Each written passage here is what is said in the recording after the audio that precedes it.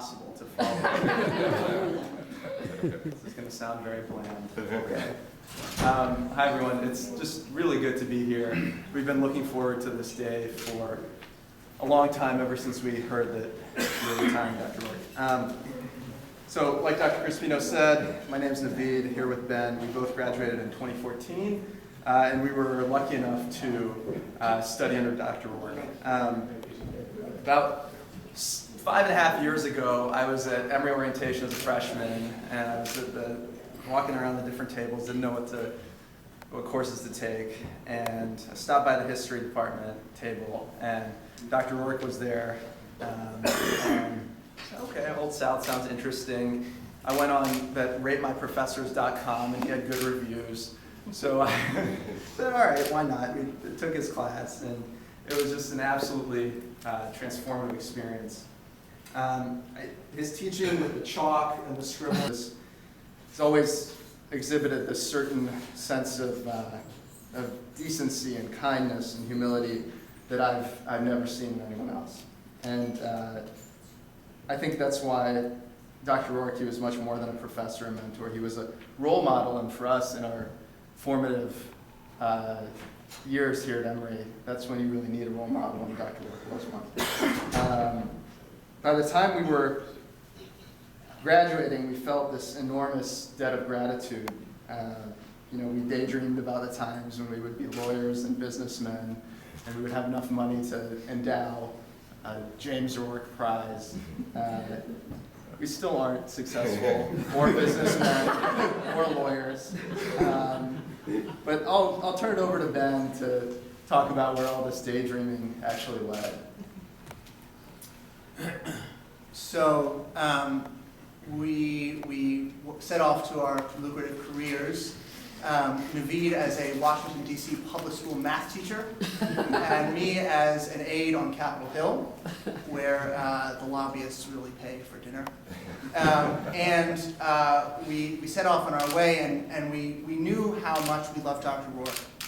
And we began to find out from anecdote how much other people loved him too. The story that sticks out for me is when I was working in Congress, there are two Emory members of Congress right now, only one of whom matter on the Democratic side, Kathy Castor from Tampa, Florida.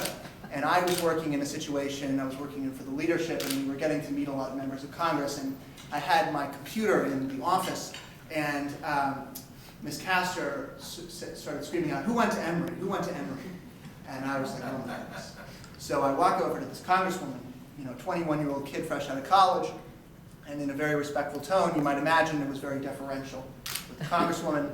And I asked her what she majored in at Emory, and she said, history. And then she asked, did you ever take Professor James Roark? Did you take the Old South class? I said, well, Dr. Roark was my thesis advisor. And you have, 21-year-old kid, congresswoman. That dynamic flipped, right? It became, oh my God, he would never remember me. And I'm thinking to myself, of course he does, you're a congresswoman. So we start talking about Dr. Roark, and then a few weeks later, we hear that Dr. Roark is leaving Emory, or at least nominally, and we thought, we had been daydreaming about the day when we'd be rich lawyers, and endow a prize in Dr. Roark's name, and then we thought, you know what, screw that, we're just going to do it now. So I'm recognizing a lot of names and faces who helped put this together. We'd like to announce the endowment of the James L. Roark Prize in American History that will go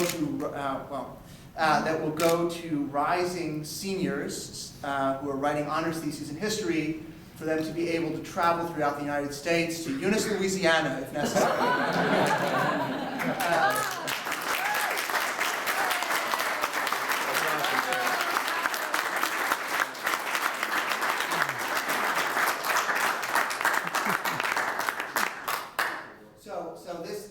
This involved a lot of double secret probation, mostly because I wanted to not have it known that I was bribing Dr. Roark for getting the highest honors on my thesis. So the first conversation we had was actually with Dr. Roark's son Michael about how best to honor him, and it was really hard because we met Michael and his son Elias, who looks just like his grandfather. And then a year later at brunch, we were with them, and he was talking about his grandkids, and we had to keep a secret that we knew them. So we started vetting this community. We decided on a vision for this award, and we see so many names. We're putting names with faces in this room of people who I've spoken to on the phone, who have graciously contributed, them being history majors and making lucrative salaries themselves, to this prize. We've raised roughly about $28,000 so far, and it's just the beginning. This is where the history department's really going to launch, and we're grateful to your contribution. And these stories started to come out of the woodwork. We heard of professors who are throughout the country who would not be, just like Dr. Johnson, would not be professors if it weren't for those hours in a rocking chair with Dr. Roark. We got a great comic. Dr. Proctor was like, yeah, you know, I can't contribute a lot of money, but this comic will do. And so that was nice. But above all, we heard what we already knew. We heard the Dr. Roark that we know so well, that was more than just a great teacher or someone to talk about whatever with.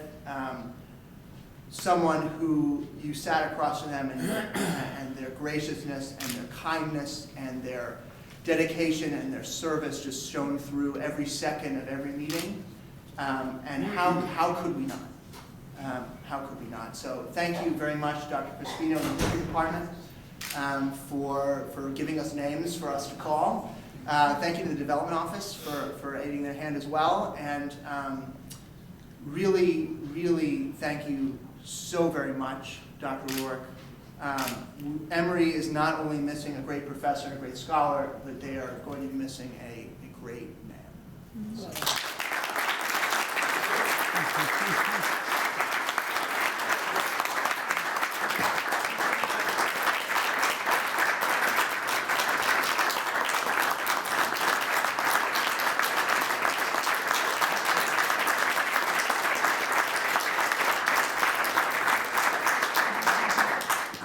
Really have done a remarkable work of service to Jim, to the History Department, to Emory College.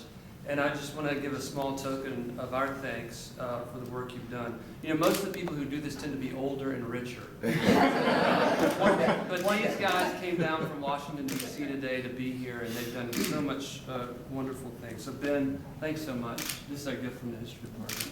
And Naveed, thank you so much. It's been wonderful. Great to have you.